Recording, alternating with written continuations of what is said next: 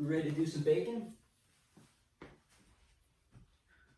Welcome to the second episode of Cooking with Your Chiro. I'm Dr. Ray Infante, and today what it's going to be all about is rhubarb. I have to admit I am completely unfamiliar with it, and these little episodes kind of force me out of my comfort zone.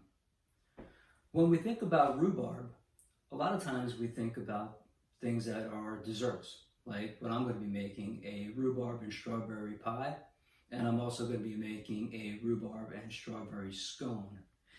But the fascinating thing about rhubarb, it is actually a vegetable, and it is the same family as buckwheat and sorrel.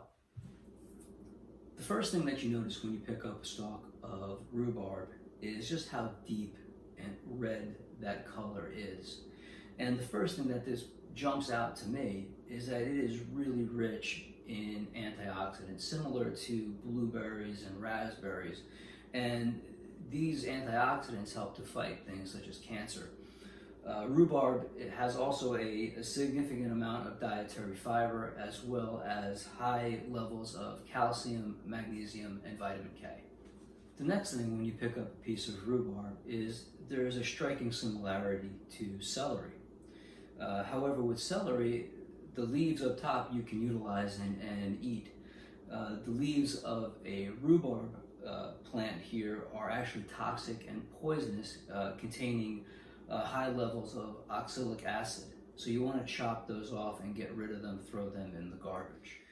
If you've never tasted rhubarb before, it has a very tart flavor to it. So in order to mellow that out, a lot of times we will cook it with some sugar or add another type of berry to kind of just calm down that tartness. In today's dishes, we are going to be utilizing some fresh picked strawberries along with our rhubarb.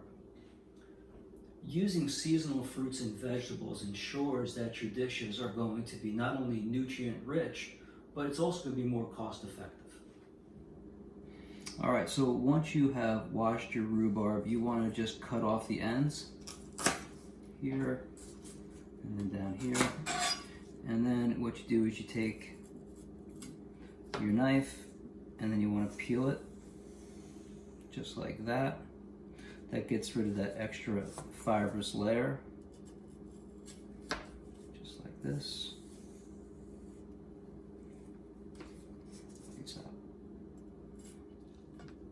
And then once you peeled your rhubarb, you just want to kind of cut it up.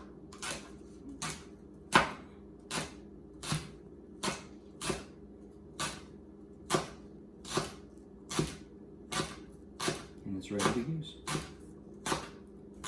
One tip that I would give to people if they are going to decide that they want to get into baking or maybe doing some artisanal breads is to pick themselves up a food scale. This is the Ozeri, if I'm pronouncing that correctly.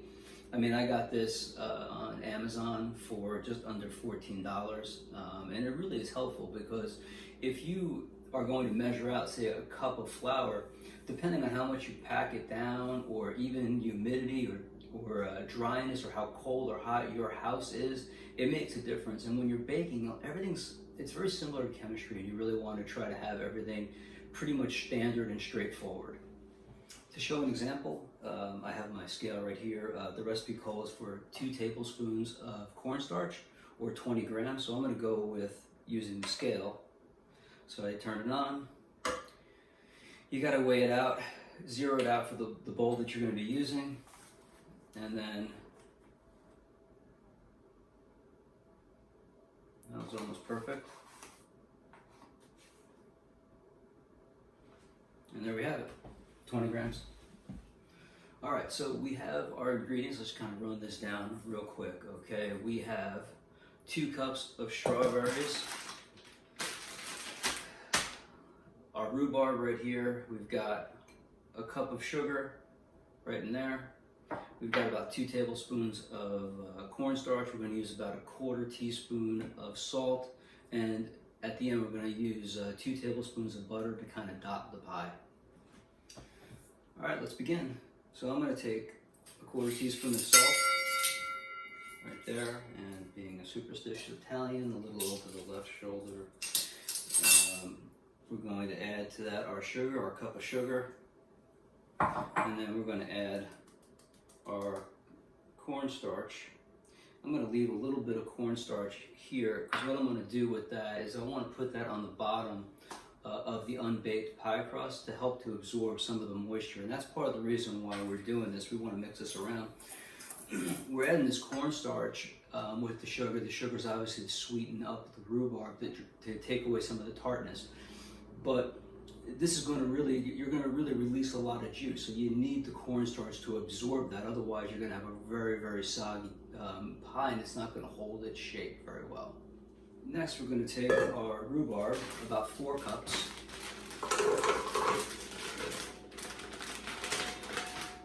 Along with our 2 cups of strawberry. Get that all in there. And then we're going to mix in the sugar and cornstarch and just kind of mix that all in there. Make sure they're all nice and coated. Alright, so we've got our pie crust, and I told you I was going to take this cornstarch, I'm just going to put it on the bottom, just kind of do a little bit of that there, kind of keep that bottom nice and crisp. And then to that, well, you can already see the juices starting to form, we're going to add our filling.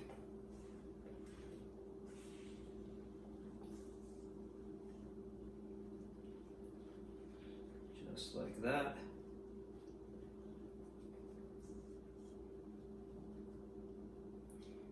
And then you can either cover with another piece and just kind of make some slits to kind of vent it, or what I'm going to do is I'm going to try to do a lattice top just because it's going to allow some of that steam to evaporate, and it's going to hopefully dry it out just a little bit. Alright, so what I've done is I just put little dots of butter into the crust, and I've started to use to make my lattice. So this should be comical, see if we can do this correctly, but we're going to take back these layers here. So we'll call that layer 2 and 4, and then we're going to lay this down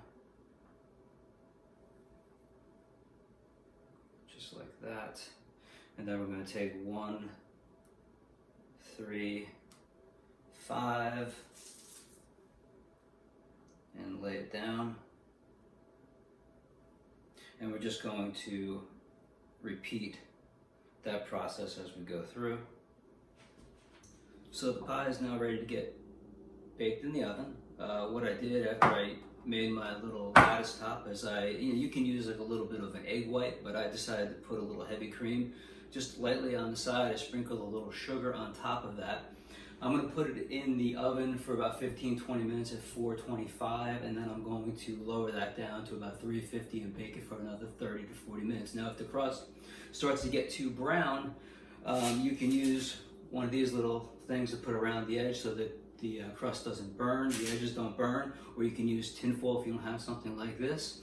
We're going to see how this goes. Worst case scenario is no one's ever going to see this video, and no one will see this footage, and I'll just force my staff to eat the stuff. So all finished. This is my first attempt at trying to do a strawberry rhubarb pie. It seems to have come out. The only tip I would give is that I probably would have put the tin foil or the rubber around the crust a little bit earlier, maybe 5 minutes earlier. I did it at 15. I probably would do the second pie at 10. There's my second pie. I didn't feel like getting fancy with the lattice on the second one, but I had so much rhubarb, you know, I wanted to use it up a little bit. So I hope you enjoyed. I hope you'll give it a shot, and you know, life's too short to eat bad food.